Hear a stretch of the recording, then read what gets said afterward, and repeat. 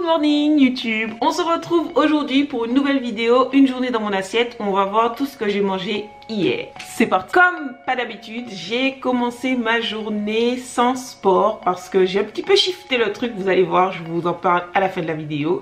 Mais j'avais quand même commencé avec mon petit thé que j'ai ici aussi. Je ne sais plus ce que c'est. Je crois que c'est un thé à la menthe et au lapacho. Voilà. Attendez. Ouais, c'est ça. Je reconnais les saveurs.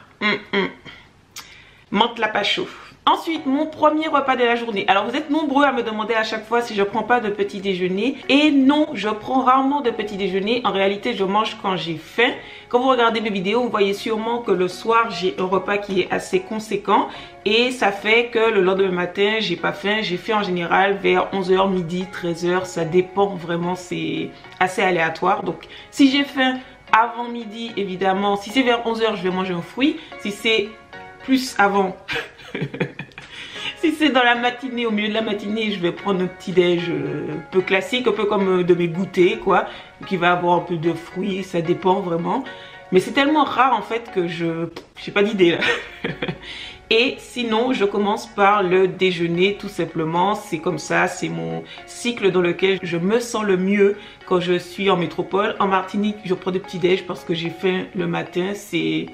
Voilà, j'écoute juste ce que mon corps me dit, j'essaye d'aller dans son sens et ça marche plutôt bien ma foi, donc je continue. Mon premier repas, c'était donc mon déjeuner qui était un Buddha Ball. Surprise, surprise. Dans mon Buddha Ball, il y avait du chou rouge. Ça faisait longtemps que j'avais pas mangé de chou rouge, ça me manquait trop. Et surtout que le mois de mai, c'est le seul mois où il n'y a pas de chou rouge. Donc avant la pénurie mensuelle du mois, non, comment on dit ? La pénurie annuelle? Je sais pas, je suis perdue.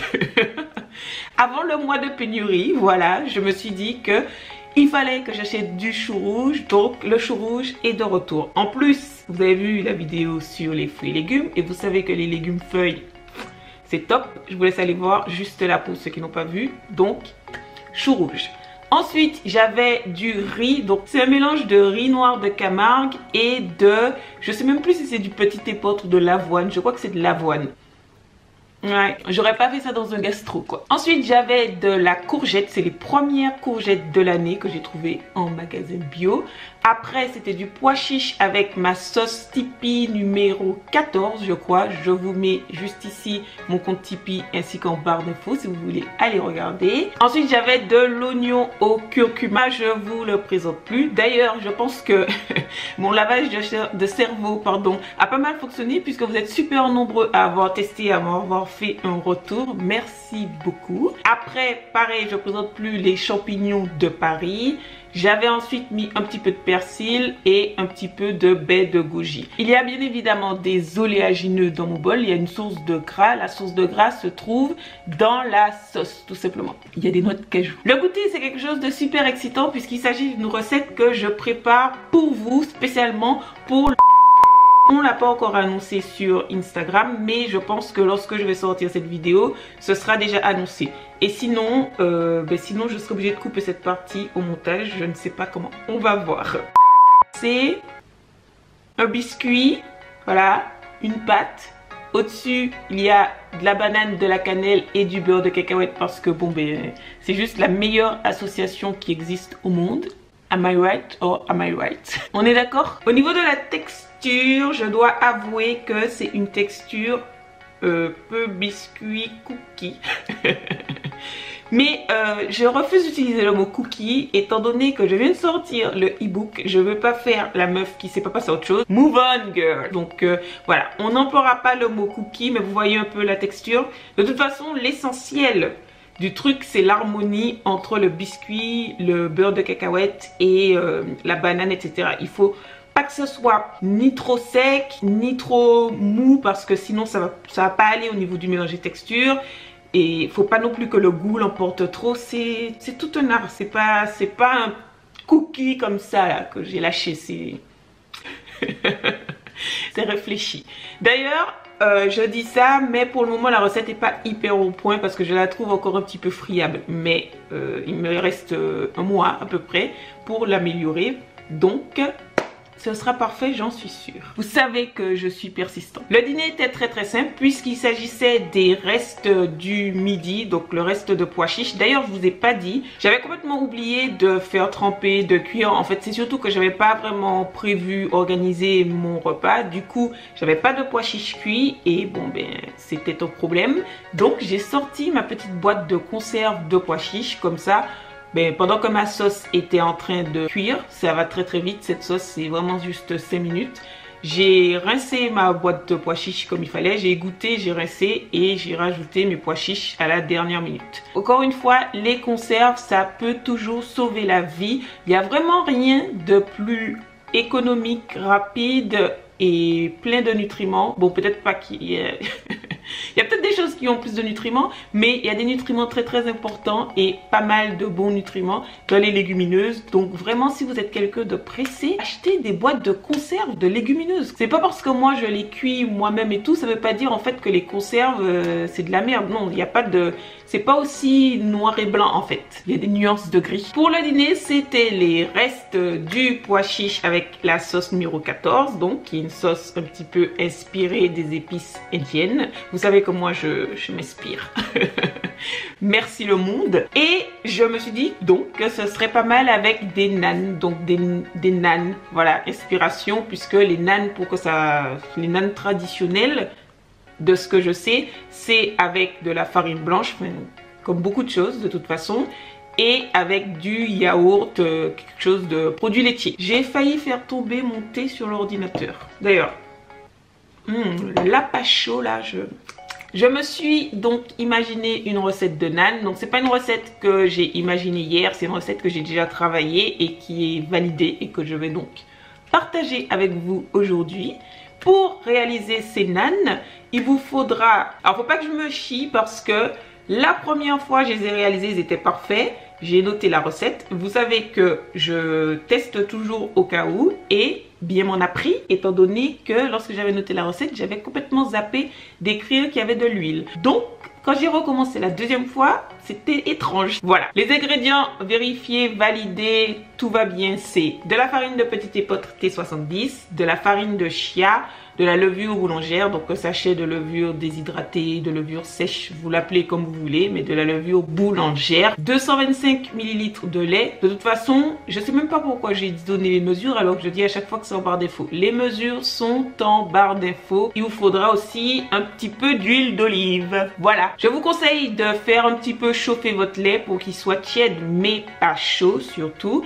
Et pour ce qui est du façonnage, vous mettez tout dans le bol de votre robot sauf le lait que vous rajoutez progressivement pendant que ça tourne au niveau 1. Le niveau 1, c'est le niveau le plus bas de votre robot. Moi, j'ai 1, 2, ça dépend de ce que vous avez. D'ailleurs, pour ceux qui me demandent mes ustensiles, j'ai aussi fait un article sur le blog ainsi qu'une vidéo avec mes ustensiles et ça se trouve en barre d'infos. En gros, dans la barre d'infos, il y a tout quoi. Je mets tout. Vous avez une question? Barre d'infos. Vous voulez commander un taxi? Barre d'infos. Alors au début ça m'a paru drôle de dire ça, mais en fait c'est pas vraiment une blague parce qu'il y a des gens qui mettent vraiment des codes Uber et tout en barre d'infos. Enfin, je juge pas, hein. Moi aussi j'aimerais bien vous donner un code Uber mais j'en ai pas. Voilà. Bref, une fois que vous avez incorporé tout le lait, que la pâte est formée, vous pétrissez pendant à peu près 5 minutes encore. Ensuite, vous formez une boule avec votre pâte, vous recouvrez votre bol et vous laissez le tout dans un endroit chaud. Il faut que la pâte ait au moins doublé de volume. Vous voyez, c'est comme ça qu'on sait que c'est prêt. Il existe du matériel spécifique pour faire les naans, mais si comme moi, vous n'en avez pas, il vous faudra une poêle suffisamment creuse avec un couvercle ou alors du papier alu comme moi si vous n'avez pas de couvercle. Mais quelque chose pour vraiment que ce soit un endroit, pour en faire un endroit clos au maximum. Ensuite, vous faites chauffer votre poêle à feu moyen doux, moyen, c'est pas mal. Et une fois que votre poêle est chaude, il faut aller par étapes. Vous prenez un petit bout de votre pâte, vous l'écrasez un petit peu. Donc on n'a pas dégazé la pâte du tout en fait. Et là l'idée c'est d'aplatir de façon à former un naan au maximum, mais sans non plus malaxer, retirer tout l'air qu'il y a, surtout que vous utilisez du petit épeautre, donc pauvre en gluten, donc faut encore être plus délicat avec la pâte que si c'était du blé. Et voilà, une fois que vous avez formé un semblant de naan, la forme que vous voulez, vous mettez dans votre poêle, vous recouvrez tout de suite.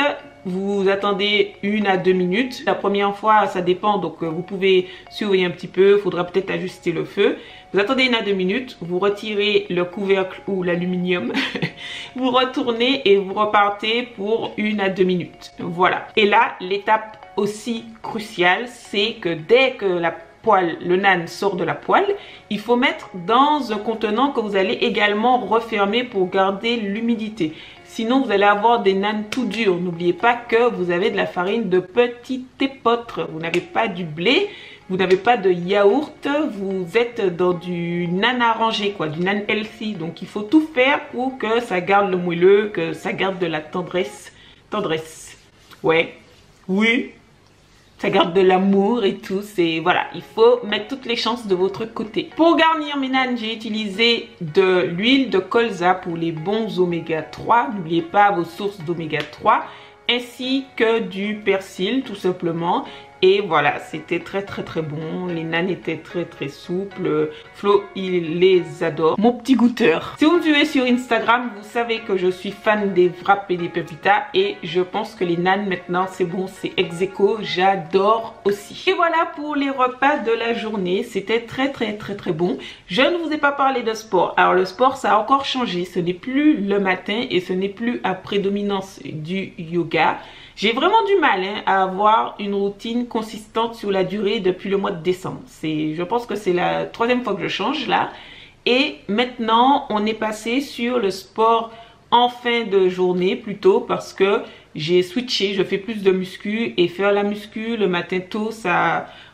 Voilà, je le sentais pas. Ça m'allait pas du tout. Donc maintenant, c'est le soir. C'est maintenant. C'est toujours pas des séances qui sont des séances de malade. Ça reste des petites séances de 30 minutes. Mais ça me convient pour le temps. C'est vraiment juste avoir quelque chose qui me motive, qui soit exaltant. Pas juste faire du sport parce que j'en ai l'habitude, vous voyez. Avant donc de partir faire ma petite séance, je vais vous dire merci beaucoup d'avoir regardé cette vidéo. Merci beaucoup d'être là. Un grand merci à tous ceux qui me soutiennent sur Tipeee.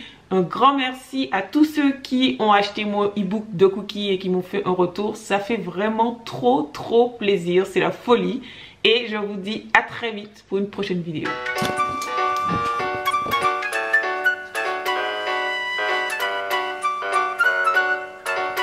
Avant de partir, n'oubliez pas de regarder ma dernière vidéo qui est juste là. Regardez en barre d'infos, il y a plein de choses comme j'ai dit. D'ailleurs, il y a pas mal d'idées de vidéos à regarder. Et laissez-moi un petit commentaire si vous avez un message ou une question.